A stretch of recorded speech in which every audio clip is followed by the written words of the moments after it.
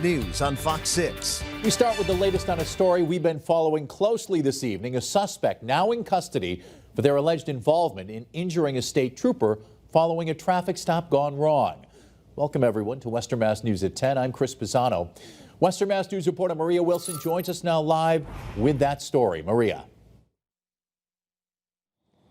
Chris, that state trooper was hit by a car and then dragged until he was able to free himself. After that, the suspect fleeing on foot into the woods, prompting an extensive manhunt, ending with that suspect in handcuffs earlier this evening.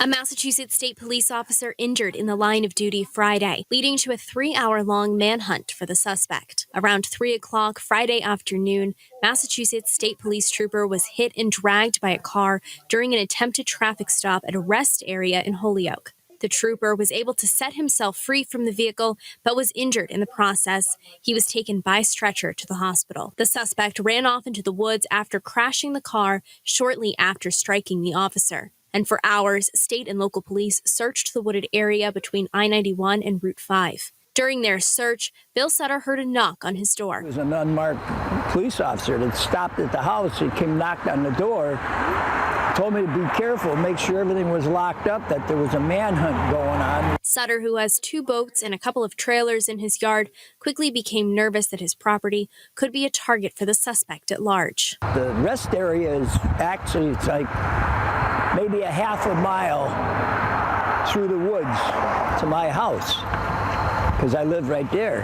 And I says, it's very easy for him to come down. I've been up there and you don't know what this wild man's going to do. I mean, you don't know if he's armed with something. They couldn't tell. They just took off.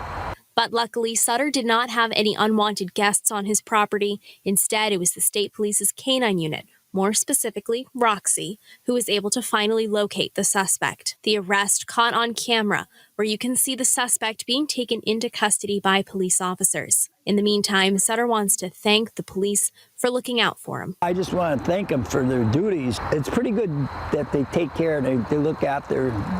He must know that I'm an elderly gentleman that live in there. We did reach out to the Massachusetts State Police for an update on the trooper's condition and also to ask what potential charges that suspect may now be facing. We have not heard back at this time. For now, live in Holyoke, Maria Wilson, Western Mass News.